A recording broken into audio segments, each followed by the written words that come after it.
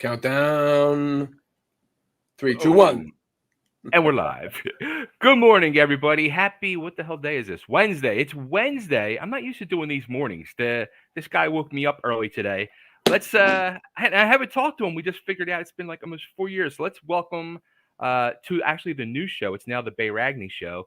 My Italian paisan over there up in NYC, How the you one doing? and only Mr. Steve Conte. What's going on, brother? How you been? What's happening, Bay? How are you?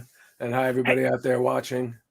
Hey, let's see if I can refresh your memory. I'm sure I asked you this question. So refresh my memory with the answer to this.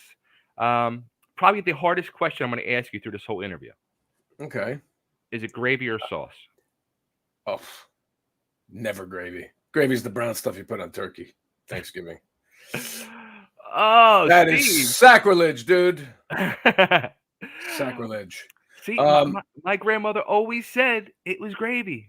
I'm sorry. I'm looking at my phone, but I'm looking at it to find the link to this so I can share it with my peeps, but it's not here. Here we go. You ready? It's going to get shared right now. All right. Ba-boom. It's going through. It's probably going through. There you go. See that? All right. Here we go, people. All right. And I'm going to just so I don't have to type. I'm live now talking to this guy, !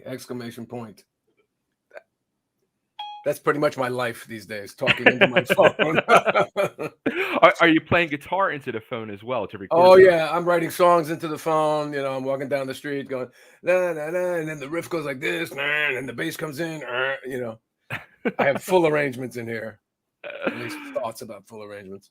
Oh, man. So you got a lot going on, and we're going to get into that. But I want to, take a little walk through memory lane with you. Oh, hold on. There you go. See that? I'm streaming it, which I'm listening. I can't do that now. All right. Here we go. Back to reality. All right. So yeah, and here's speaking of reality, a sad part of reality. You lost, a very good friend of yours and bandmate, and the world lost a rock and roll legend. I guess it's been just about a year and a half now. The legendary Sylvain. No, it was January of this year. Was it this year? Yeah. Wasn't it? Thinking last year. No, it wasn't. It wasn't during COVID. All right, so it was this year then. I mean, it wasn't before COVID. It was during COVID. Yeah, it was this January 13th, I think. Oh, wow. Okay. All right. But it seems like forever. Yeah, man. These years are just dragging by, with especially not playing music live and not being able to, do what we all did before and go to clubs and go to concerts and get in the studio with other musicians. We'll talk about this later, but, I did a whole album during this time. And, a lot of it had to be done virtually. Right. So, yeah, but still, I took it pretty hard. I broke down a number of times because he was just a wonderful guy, really, the heart and soul of the New York Dolls, as it's been said many times. But he really was, not just musically, because his music, especially the last couple albums that we did, the early days was a lot of Thunder's music. Sure. It still had maybe, I don't know, on both of those original albums, I think he had maybe 2 songs on each album: Frankenstein, Puss in Boots. I can't remember which others, but these obviously the last, the reunion albums was mostly music from Syl, and luckily, they let Sammy and I contribute songs as well. Right. But so musically he was the heart and soul. Without that music, there would have been nothing for Johansson to put lyrics on top of. Right. And in a lot of cases, Sylvain pretty much wrote the song. David just kind of filled in the blanks. I mean, when he brought in Dance Like a Monkey, it was dance like a monkey, dance like a monkey. Sylvain had the hook already, and David just wrote those brilliant verse lyrics, actually. But, Syl had, plenty of music. He had, it was called Beautiful Music at first. Beautiful music. I see sun, da, da, da, da. He had he has the hooks to all these songs already. And then David just kind of writes the verses, A lot of them. I'll say again about those two albums. I mean, of course, the first two albums from the '70s are just iconic and legendary, and in my opinion, changed the face of music. But those two albums that you guys did are just true amazing rock and roll albums. I think so too. Thank you. I was proud to be involved in them, and again, like I said, I'm happy that they were open to having me write some songs for them, Right. because a lot of times, guys get a gig with a well-known band and they're just sort of, you get in the back there, you don't matter. And, we were asked to contribute, and right. I was very happy to write one of the songs that was, I don't know if it was a single per se, because I don't think the record company did very much for us besides Dance Like a Monkey on a vinyl, coming out of vinyl. But there was a video that was done for my song. I wrote the music, David wrote the lyrics for Gotta Get Away from Tommy. Okay. And it was, the video was made up of all footage from us in the studio making the record. So, okay. It was very nice to have that. And what other songs? There was A Punishing World and Take a Good Look at My Good Looks on the first record, and Rainbow Store, and then This Is Ridiculous, and Better Than You on the Cause I Said So album. And then I co-wrote with a couple with Sammy and a couple with Syl and David too. So that's awesome. Yeah, it was. It's like very rare situation where you can step into a band that's already existed and it's legendary, right? And not just be a faceless guy. Actually get to play on the albums and write and sing on the albums and write new songs. With the original guys, it's quite a, it's quite a cool thing. Absolutely. Now, actually, as I was going through last night and get everything situated for this morning, you end up going through the rabbit hole that's known as YouTube, and I came across a video. I think it was pretty sure it was on your page of you and Syl was recording a song for your for my album. Yeah. Yes. And I'm watching that, and Syl is just jamming and going off, and you're just sitting there, and I'm here like this, screaming, "Yeah, go Syl, go Syl!" I'm like, how did you compose yourself, man? He was just wailing. Yeah, it was beautiful. Did you watch the whole video? Like, I think it starts with me welcoming him into the room, and I may have edited it, so we didn't get him taking his coat off and boring stuff. But he also, besides playing guitar in it, I said, Syl, this could use some of your trademark, backing vocals, some of your like girl group stuff. And I had some ideas, and he was like, "Nah, not that. Make it this." And I'm like, "Thank you. Whatever you say, this stuff, like." Right. And so, that's got his stamp on it as well. It was an amazing day. And he was very gracious to come and do it for me. David play harp on my earlier album, Steve Conte and the Crazy Truth. And on that track, it's called Lady Luck from the Steve Conte NYC album, which came out in 2014. That track has a plethora of glam rock punk personnel. It's got Dennis Dunaway from Alice Cooper on bass. Mm-hmm. It's got Sylvain on guitar. It's got Michael Monroe on saxophone, and me. And who's on drums? Rich Pagano on drums, and I believe it's my brother John on bass on that. Yeah. Oh no, it's Dennis Dunaway on bass. What are we talking about? Yeah, that was it. So Monroe, Dunaway, Sylvain, and yeah, come on, seek it out, folks. The Steve Conte NYC album. It's on, all the usual places: Amazon, Spotify. If you want to go, give me a 1/25th of a percent of a penny. I was going to say, like a piece of a penny. Yeah.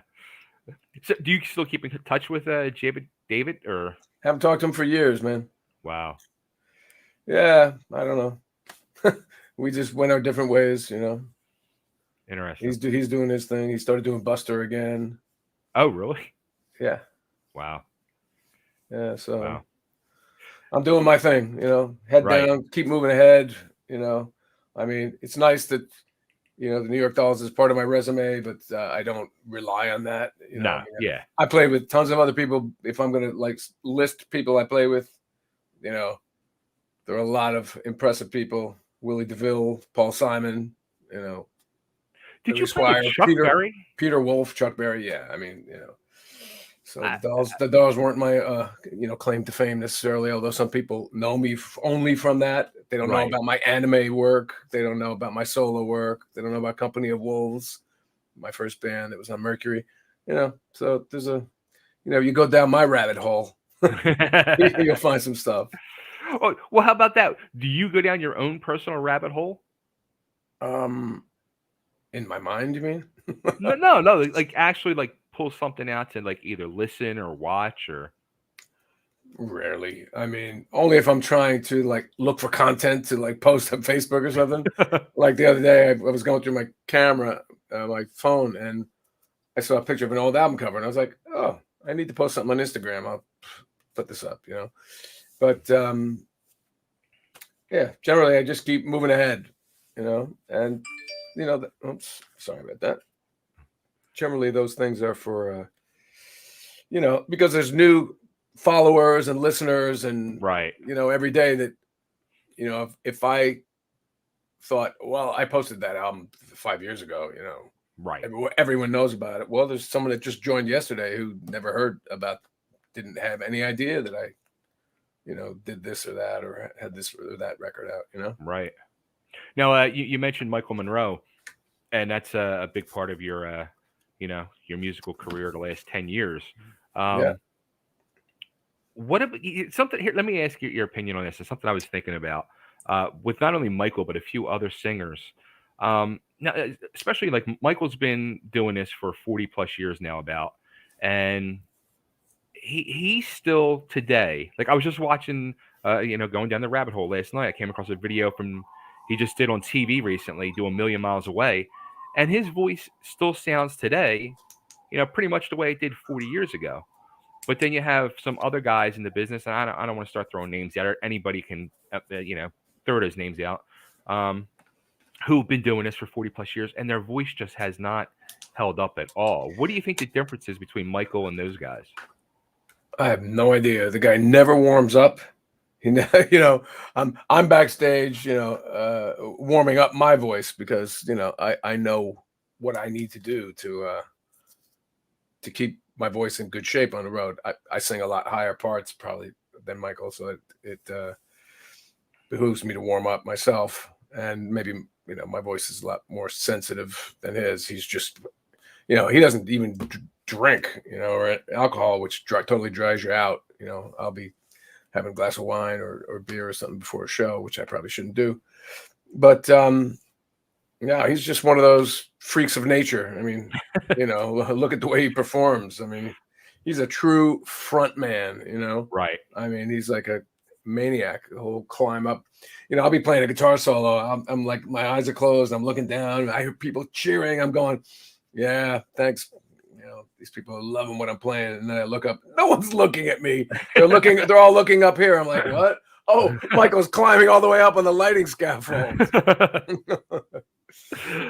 Oh, it's too funny. Too freaking funny. So you mentioned too doing anime work. Like, how did you get involved with doing that? One of those things where your name gets passed around. I've been in New York for New York City for 35 years now, if you're not counting the 3 years I lived in Europe. I moved to the city in like 80. I first started playing the city in 84. Moved in officially, like 85, 86. And, started hanging out and playing with people and going to jam sessions. And then, I had a residency with my blues band. We played every Wednesday night for 2 years at this club. And Oh, wow. all these studio people came down and hugely famous stars would come down and jam with us. Cyndi Lauper and Julian Lennon, all kinds of people. This was like 1988. And all the studio guys came down. Willie and the Letterman guys, Paul Schaefer, Mm-hmm. and they just started passing my name around and hiring me for recording sessions because they got to hear me play all the time. And your name gets passed around. You get a good reputation because you deliver the goods when you're called upon, and you show up on time, and you're not late and full of drama and fucked up and drugged out. And people know they can depend on you and that you're good, so they pass your name around. And that's how I got the gig with the Dolls. That's how I got most of my work. I get that way. I don't have a job. I don't have a regular job. My day job has always been doing stuff like the Dolls and Michael, and I'm members of those bands, and I love to create and make music with them and records with them. It's not like playing in some Atlantic City band, playing covers or something. Right. But it is one of my jobs, So luckily someone passed my name around when Yoko Kanno, the composer of Cowboy Bebop music, came to New York, and she asked for a demo tape. I sent her one. This is when they actually had cassette tapes that you would send around back in still the 90s. It was 98, I think. And she liked what she heard, called me to the studio. I sang first on her solo album, and then she said, I'm coming back next month to do this new series, Cowboy Bebop. No one ever heard of it yet. And she said, you want to do it? I said, sure. And, 20 whatever years later, it's like the most popular, anime, I don't know, maybe of all time, but certainly the music is, because the thing that was unique about that show, I don't know if it's been done since, but they actually created the visuals to our music. So normally normally what filmmakers and animators do is they finish their animation or they finish their film, and then they put temp music in, right? Okay. Temporary tracks. Like maybe they'll put a Led Zeppelin song, but they can't get Led Zeppelin because they want $20,000. So they ask the music composer, to hey, can you knock off, Black Dog and, give me something that sounds like it. We want that mood here. But they didn't have anything drawn. So they told Yoko the basic outline of the story, and they said, and then for this scene here, we're going to need this sad song. But there was nothing that she wasn't looking at any visuals. We created the music. And as they listened to our completed track with my voice and her orchestrations, they drew the animations, influenced by the music. So, and I think that's why kids think it's like one of the greatest anime soundtracks ever. That's really wild and impressive. Yeah. Yeah, it was really impressive working with her. The second gig I did with her was singing live with a 30-piece orchestra, which was, in the Power Station in New York. Wow. Really famous studio, which, studios cost a lot of money. If Sure.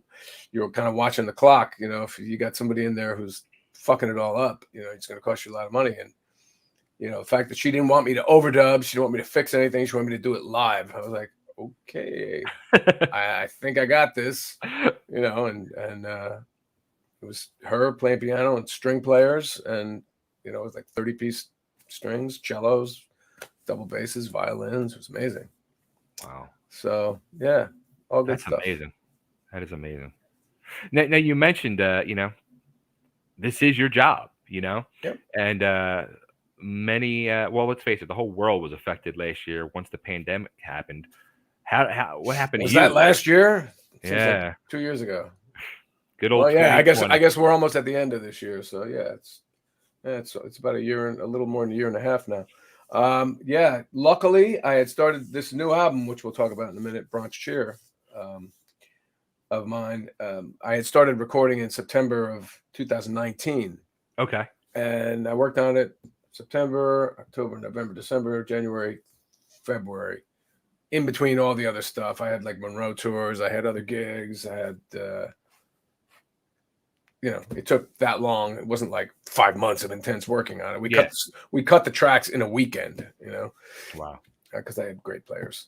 And then, when my co-producer and I could actually get together because of all our schedules, it would be like, we'd work one day and then we wouldn't see each other for 2 weeks, and then we'd get back together and one day and we wouldn't see each other for another month or something. And luckily by February of 2020, I finished it, all the recording.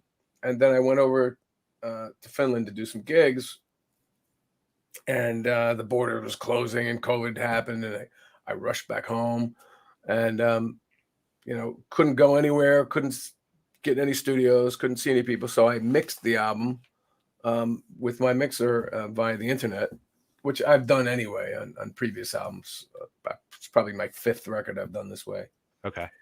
That wasn't a big issue, except that, I came home to New York and then quickly got my family together and we went back to Europe because New York was a hellhole at that time. Right. It was like right at the beginning of the pandemic, and everyone was like, with nothing left on supermarket shelves, and people were hoarding toilet paper. And we were like, let's get out of here. So we went to Europe, to where my wife is from. And we rode out the scariest part of the pandemic there, like from March till August, like 6 months there. And while I was there, I mixed it with my mixer, Nico Bolas, who's in California. So It wasn't just the usual 3-hour time difference. It was like +6, it was like 9 hours. So we had this little window of time where, like, hey, man, it's 11 a.m. Are you up? Because it's almost midnight here, and I can't talk much longer. The kids are in bed, So we kind of did it like that. And it was challenging, And then I did, of course, all the artwork and everything. Everything was done by email, and because we couldn't get in the same room. I even did the first video I did for the album was all virtual. There's a song called Recovery Doll. It was my first single from this new record. I had a video producer make up these characters, in a app. Yeah, it's incredible. I mean, they look like real people, but I think they used like composites of people's faces to put them together. And yeah, check it out. It's on YouTube. Recovery I was watching. Doll. I thought they were real people. Yeah, you see when you can't see.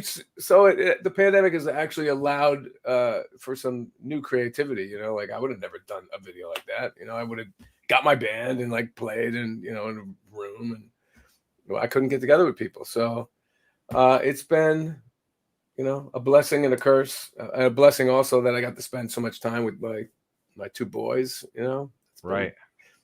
Been, times that I'd normally be out on the road a lot. And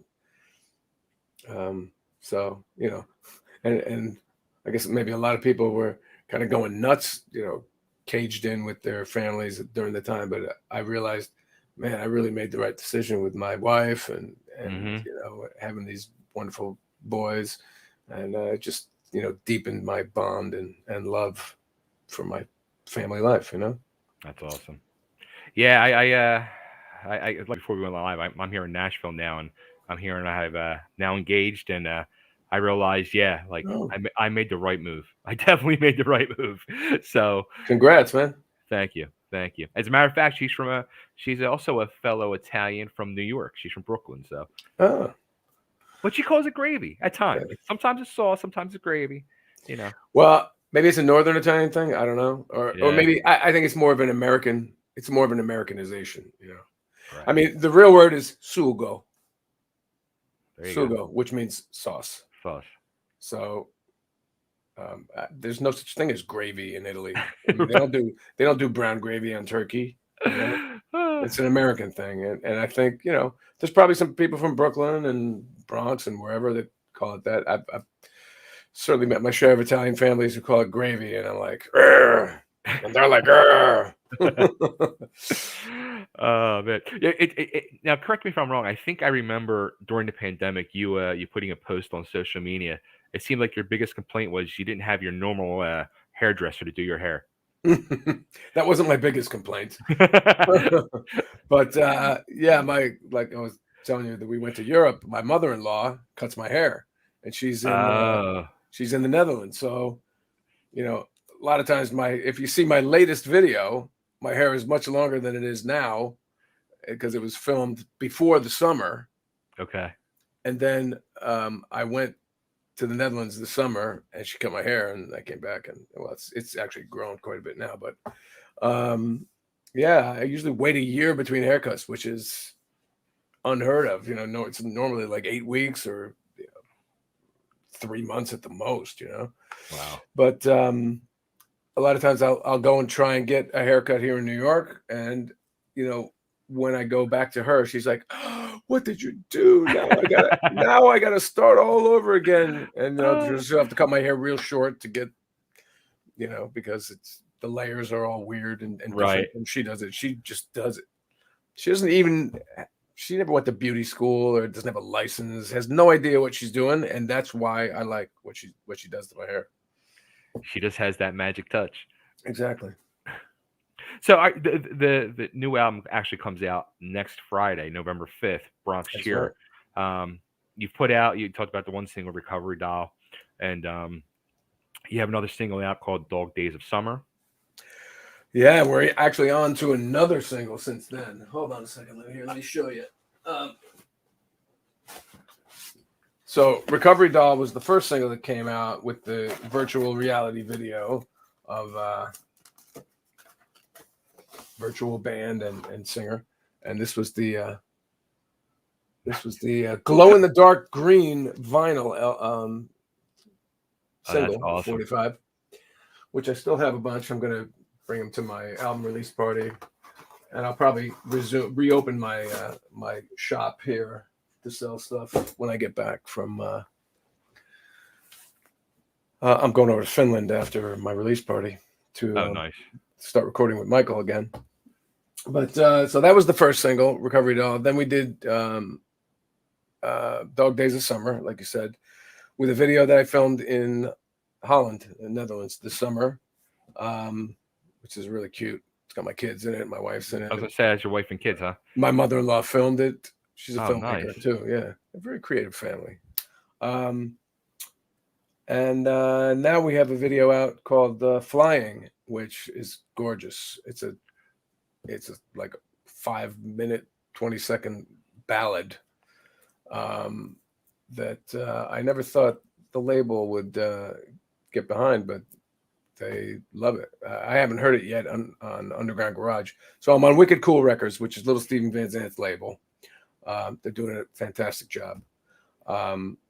Everything gets run by Steven. He, chose.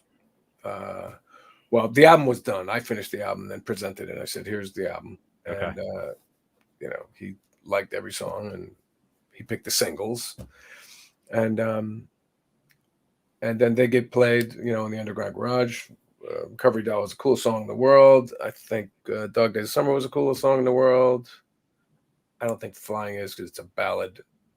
It's generally like upbeat stuff, on Underground Garage. But this video is gorgeous. Please go to YouTube and check it out, folks. The song is amazing. I can't stop listening to it. Yeah, it's a beauty, and it's been in my head since 1994. Yeah, that freaked me out when I read that. I was like, "Get out of here!" Like, you think, you probably thought to yourself, like, what is it? Almost 30 years later, 25 years later, it's like, will the song still even work or be relevant? Dude, the thing about me is I don't write trendy music. So my music is always in style and never in style at the same time. I mean, it doesn't sound like anything on commercial radio, of course, but it could have fit in 1971, 1981, 1991, maybe, or 2021. Right. It's organic. That's how I write. I write with melodies and chords. I don't write with, somebody with a loop and somebody with a little sample over here and somebody else writing a top line, and the way that they make, 20 people writing a song these days, the way that pop music is. I don't write with a band, but I write by myself for a band, and we all play real instruments, and we're all experienced players, and so everything sounds and is recorded well with vintage recording gear and instruments, and everything sounds warm and organic and beautiful. And that, so, and there are modern artists that record like that. And certainly, even other artists of my era, who are still making records, whoever your Lucinda Williams and your whoever, Robert Plant, I mean, they don't just jump on the trends, they do what they've always done, and what's important to them: lyrics, storytelling, songwriting, melodies. That's what I focus on, and getting great players and great sounds in the studio. So hopefully I succeeded in that. And this video is just incredible. So please, people, go watch it. It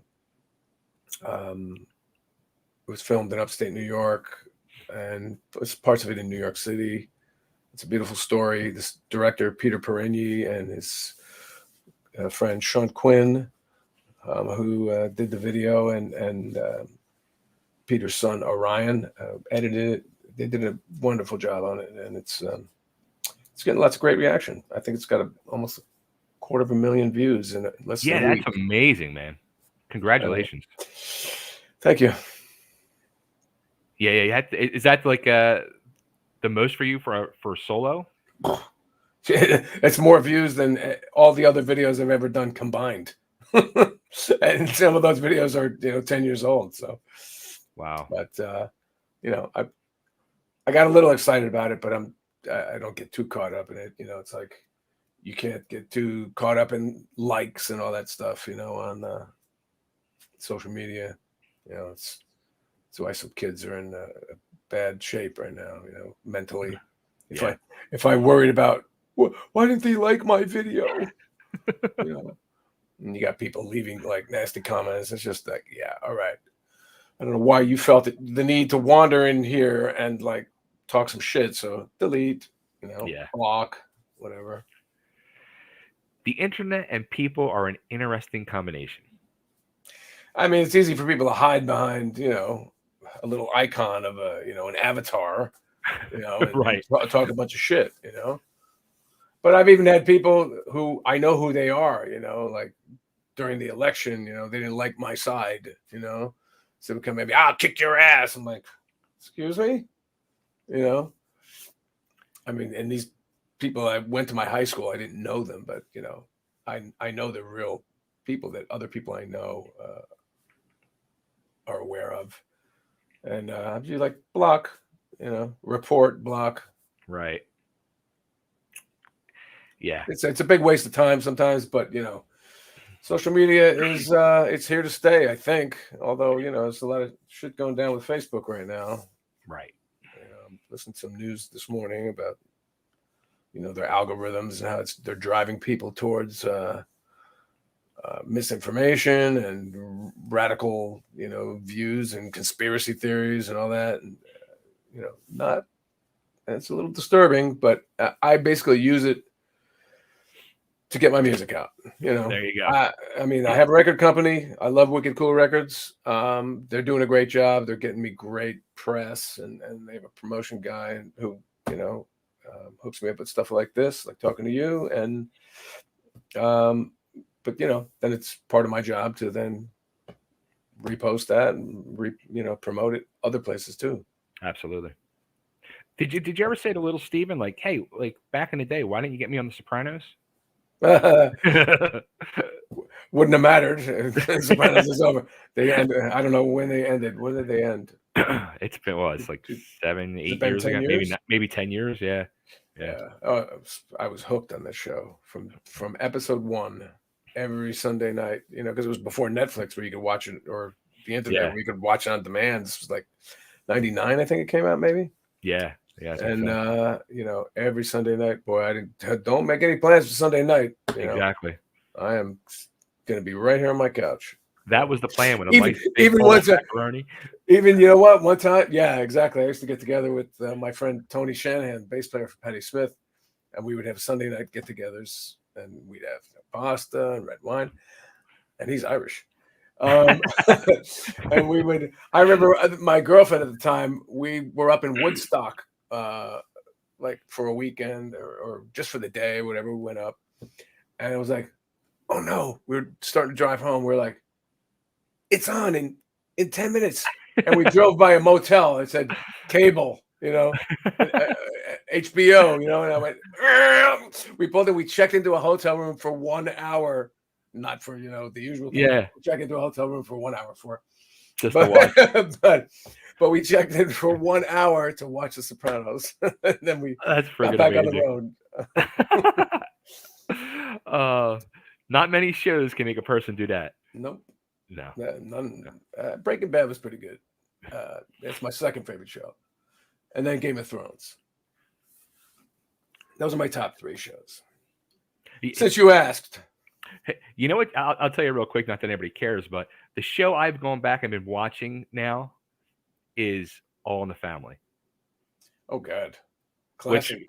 Yeah. Politically incorrect show. Oh, it's like, I remember as a kid watching it, but watching it now, I'm just like, you're cringing. I'm just like, oh my God, this stuff could never get away now on TV. But then you're just like, it's all these years later and all this stuff is still relevant and going on. Nothing's changed, sadly. Yeah. Well, we're back there, Yeah. Yeah. We're back in some ways, It's like it kind of went underground for a long time, or we thought, yeah, we're finally all getting together. We've all accepted each other. And, I mean, I came from a family where it was never an issue. I mean, we all had friends of all faiths, all colors, all, it's never, there was never a difference between me and this guy and that guy and this girl. But I guess it just kind of went underground for a few decades and it just resurfaced, recently, as we all know. It's crazy.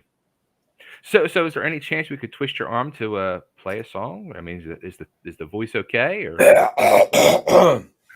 well, I don't know. Let's see.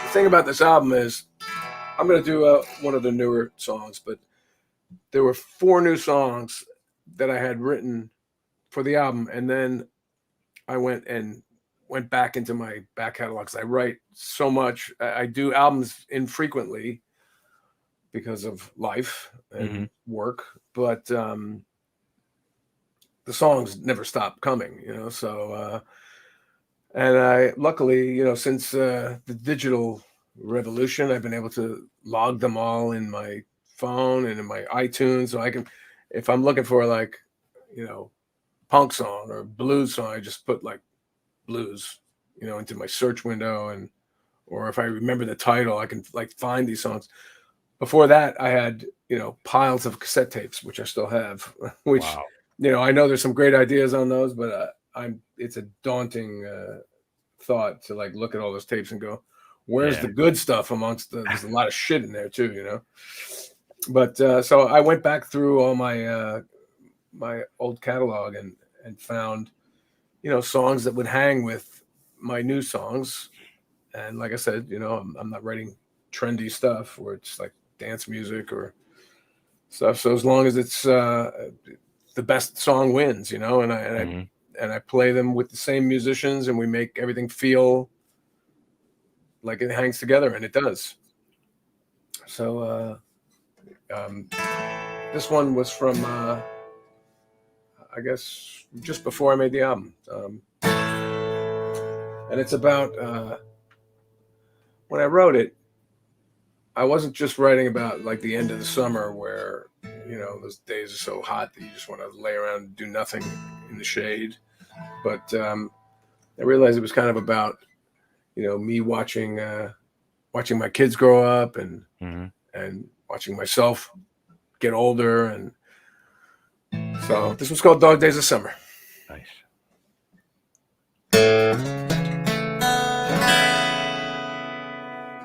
You're nearly back to school,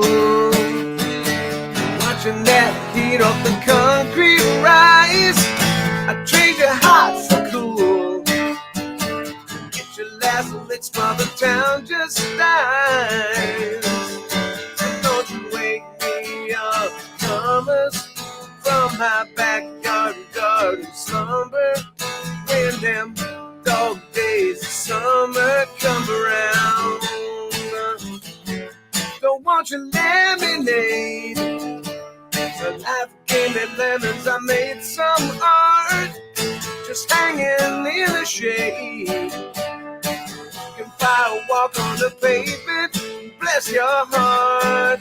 I'm soaking in this world of wonder, from the parasol I'm under. When them dog days of summer come around, around, and round again. When them dog days of summer come around. Yes, yes.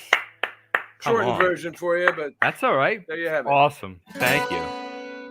You're welcome. That was amazing, man. So now the big party is Friday night. This Friday night, October 29th, 7 p.m. at the Cutting Room in New York City. It's on East 32nd Street, Park Avenue. We'll be showing that video Flying that I mentioned on the big screen before the show. Oh, and I got a great band. It's myself, my brother John on bass, who people might know from Southside Johnny and the Asbury Jukes. He's been playing with them for the past decade or more. Brian Delaney on drums, who was in the Dolls with me. Andy Burton on keyboards, who's in Little Steven's Disciples of Soul. Bridget Cady, who sings with Rod Stewart on background vocals, and Nikki Richards, who sang with everybody, Madonna to Luther Vandross. So I got these two soulful girls and 4 dudes, 4 white dudes. And it's going to be an amazing, amazing show. Wish I was in New York. Me too, man. I wish you were there. We'll play all the songs from the album, and then we'll probably come back and jam out on some fun covers. Cool. Afterwards. Now, what will be the plan? Like after this show, you said you're going to be going to Finland to record with Michael. How about yourself? I mean, solo-wise, anything else after that? Any more shows you think? Or I don't have anything booked yet. Kind of waiting to get through this period, and then we get the holiday period. So I'll be going away for a couple of weeks to write and record over there, and then I'm back, and I'm also got some work around here. I've been playing with Robert Gordon, the rockabilly guy. Okay. My gal is Red Hot. You might know. Your gal ain't doodly squat. So I got some gigs with him. I have to kind of start putting a whole new band together. This band I put together for my release party is for the gig. Mm-hmm. I can't really afford to bring a band this big with me when I go play. Yeah. So I have to think about, stripping it back down, which I always do. I go back to a power trio, and then I do songs that work in that format, which quite a lot now between the Steve Conte and the Crazy Truth, the Steve Conte NYC album, International Cover Up, and this album. I got 4 albums worth of sort of solo material to choose from. Right. I rarely dip back into like my old bands. Once in a while I throw a Company of Wolves song in. Mm-hmm. I don't think I've really done much Crown Jewels stuff that my brother and I had. And I don't really do the anime stuff. I played anime conventions where I've played the anime stuff, but really? Yeah. That was fun. I'd love to do more of those, but so I'll put together probably another power trio, and probably in the new year head out again. Absolutely. And hopefully COVID is better by then and it's not such an issue, and I get my little guy vaxxed, and I don't have to worry about bringing anything home. Right. Now, did you get it at all, or COVID? Yeah, never had it. Mm-hmm. Not that I know of, anyway. I mean, I got an antibody test, but from what I gather, the antibodies only stay in your system for a couple of weeks. So, when it first came out, any little thing that happened in my body, I was like, "Uh-oh, is that COVID?" Right. My breathing is tight. I have asthma anyway, so I was like, maybe it's COVID. got to go get tested. But because I had been on, when I got home from, when I did that tour, I bailed on a Monroe tour halfway through, and I took 3 flights to get home. I went like Helsinki to Amsterdam, Amsterdam to Atlanta to New York. And, nobody had masks. Nobody had hand cleaner, gloves or anything. So I could have brought something home with me then. But as far as I know, I never had it. And I've got all 3 vaxes now. I've got the booster. And my wife's a scientist. We believe in the science. I'm not, I don't feel like I'm a sheep following the rules. I'm following, health guidelines and science. And, I also care about my neighbors. If I'm carrying the virus, I don't want to get anybody else sick. So, right. That's the way I see it. I know there are a lot of musicians that have the opposite take on it. They feel like we're all being tricked into something, and that's not my position. Well, there you go. Well, here's something I'm going to say too. Last time we talked a few years ago, you kept saying, when I play Philly, you're announcing me, you're bringing me out on stage. So now I'm going to say, when you come to Nashville, I want that same option. Oh, okay. That's right. It's a lot easier for me to play Philly than Nashville, unfortunately. I know. I played the Boot and Saddle. Were you at my Boot and Saddle gig? No. That was probably before I knew you. I think that was 2018, maybe. Yeah. Well, I'd love to play Nashville. I have lots of friends down there. A lot of my New York friends have moved down there. Just, of course, it's an amazing music town. Yeah. The only reason I haven't moved to Nashville yet is, I love New York. My whole life is here in New York. My wife loves her position at the school she teaches at, and kids love their school. And luckily, my phone still rings here. A lot of people left here because there's no work in New York. And, luckily I go out on the road and I go on tour to make a living. And I do get called for stuff here all the time. Amazingly, when I think, there's bills coming in, the phone rings. Hey, you want to do this gig? Okay. Like magically, a check appears in the mailbox or whatever. Yeah. And if I went over and started new somewhere else, I don't know how long it would take to establish myself, So right. I'm a bit cemented here. Well, the universe works in nice ways sometimes. It all works out in the end. Exactly. Absolutely. Well, Steve, congratulations on everything. Where should we send everybody? You mentioned YouTube, especially to see the new video for flying. Let's see. Let me check my apps here. Listen. We got. You can't see it. We got Twitter. We got Facebook. We got Instagram. We got YouTube. WhatsApp is more. Yeah, I don't communicate with people. Just family.